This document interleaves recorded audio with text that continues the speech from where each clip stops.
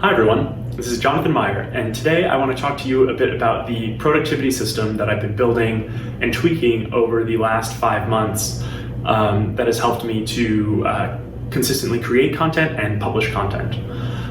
So I guess a little bit of background. For me, when I've been working towards self-motivated goals outside of my standard, say, work or college responsibilities, my attention span is usually in the range of 1 to 3 weeks. So I can work well on something over that time period, but beyond that, say over multiple months or even multiple years, I have a hard time focusing and applying a consistent effort. So building an audience takes, I think, at least 1 to 3 years, which means that I need to be able to apply a consistent amount of effort over a long period of time. So over the last 5 months, I've been developing and tweaking a productivity system that I hope will allow me to accomplish that. So, what is the system? Well, let me walk you through some high-level details as well as a step-by-step sprint. So, at a really high level, I organize my time and my work around 4-week sprints. 3 of these weeks are what I call on weeks, where I am focused and I'm working towards achieving my long-term goals. One of these weeks, the last week in the sprint, is an off week where I simply relax and I can watch Netflix until 2 a.m. or sit in Central Park all day on a Saturday, whatever. I find that having this balance between on time and off time really helps me kind of stay balanced in life and not burn out. One of the problems I've had in the past is that if I try to work consistently nonstop for, say, 2 months at a time, I find myself burned out at the end of it. So with that context, let's talk a little bit about what one of these sprints looks like.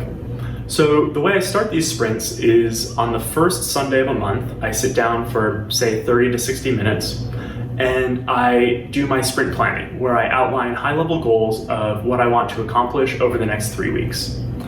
Once I've done my high-level sprint planning, I then also outline a list of things that might derail me and cause me to lose focus. I find that being aware of these things, 1, helps me to plan for them and counteract them, and 2, if they do really get in the way of executing work, having acknowledged them beforehand allows me to kind of forgive myself and give myself grace for not fulfilling my commitments to myself. So an example of a derailer that I have had on my sprint planning notes ever since March is the idea that one of my family members becomes infected with COVID-19. I know that this would be a pretty devastating event for my family, and I wouldn't be able to focus or do much work during that sprint. So that's just one example. There are many others, but I won't go through all of them.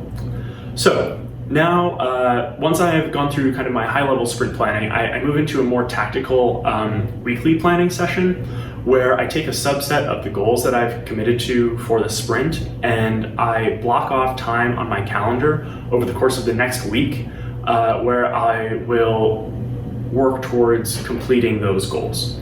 I don't like to schedule commitments on my calendar more than 7 days in advance because I find that I tend to blow them off. But if I stick to nothing larger than 7 days in advance, I'm pretty good about adhering to them. Obviously, tweak this so that it works for you. Maybe you can schedule an appointment for 2 months from now and keep it with yourself. I just know that that's not so much my thing. So we finished sprint planning and our weekly planning for week 1. Now, if all goes well, I've gone through week 1 and I've executed my work and accomplished the goals that I set out to. And now it's the second Sunday in the month and I am sitting down and I kind of do a small weekly retro, just noting what worked or what didn't. And I may make tweaks to week 2's schedule or system accordingly.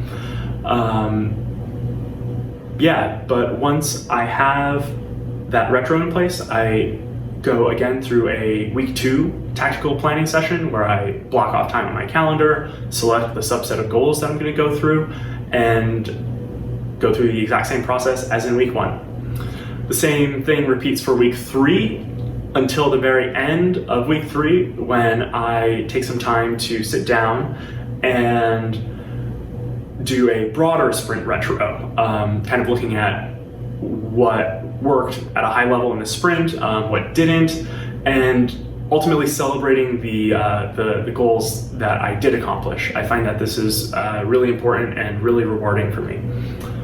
So after the retro, I'm then off for a full week. I can bum around and do whatever I want, and I really enjoy that time. And yeah, then on the first Sunday of the next month, the cycle begins again. I find that this system works really well for me because I have a lot of slack built into it.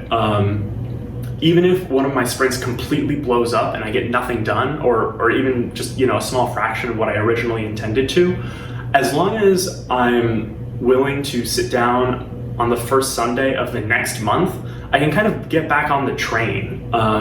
So it's this cyclical process that I can always step back into, and at most I'm only ever really losing usually 1 to 2 weeks worth of work. Sometimes I'll lose a whole sprint, but that hasn't really been the case so far, I guess.